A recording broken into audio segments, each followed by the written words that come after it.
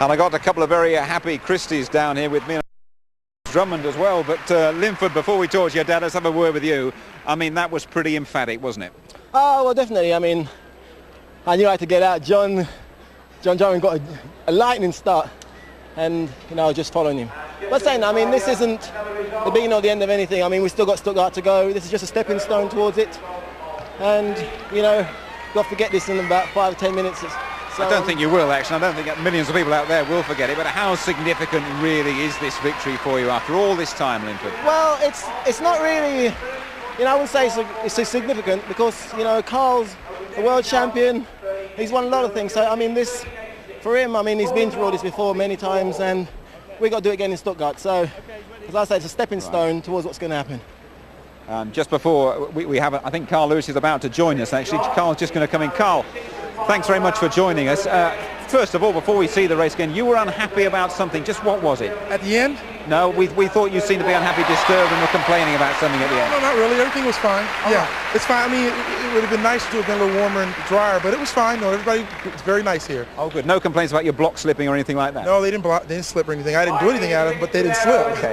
Before we see the race, Mr. Christie, give us a dad's view of what your boy did here today. Oh, he's great. He's great. He's the king.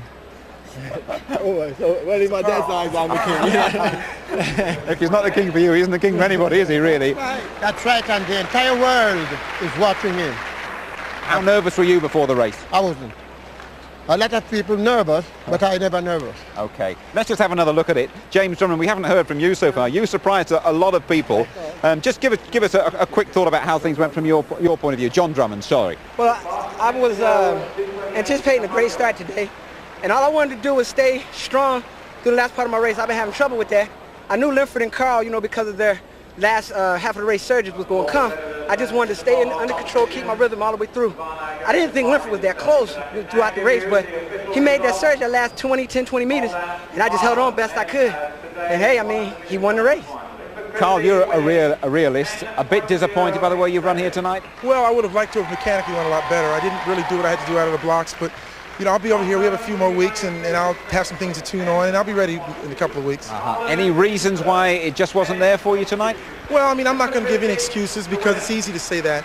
Linford ran a great race. John ran a great race. This race is over and done now. Right. The main thing is that we're happy about it. You know, it was a great race for the sport, and I'm glad everything worked out this way. So now we have to look to the next stage. If I've been through this situation a lot, so I know what I have to do to prepare. That victory, though, despite what you've been saying, just looking at your face there and looking at your reactions at the end of it, Linford, was it? You reckon, was it relief? It was really. I mean, you see, a lot of people they build the race, you know, a great deal, and you know, at the end of the day, I mean, it was just relief because there was a lot of pressure at it, not just you know myself and Carl, but you know, so I say, I mean, we both know what we've got to do now. Stuttgart's coming up, and you know, Carl lost this. So if he wins in Stuttgart, he's the king. Sure. So I mean, we got to forget this and look forward to you know the future, what's coming on now. Next World Championship. 10:08 your time here, and in the conditions, Linford, that's pretty useful.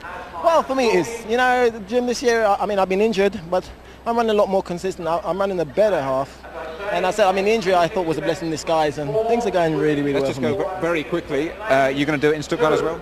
Well, I mean, if I said no, then you'll say, oh, you know. What are you going to say, Dad? Well, I would like to be at Stuttgart to watch him. It's going to make me too nervous to agree with you. Carl, your feelings about Stuttgart now? Well, I think the main thing for all of us is that everyone's confidence will be there, and like I said, I know what I have to do to get ready for that meet. But I think that'll be the best race of the year, and the best people will be there ready to run. I think you two boys have been pretty dignified about the whole thing, actually. Might be nice to see a handshake. Very well done.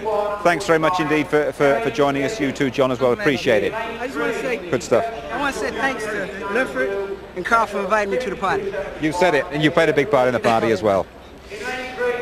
There we go then. The party just about finishing here.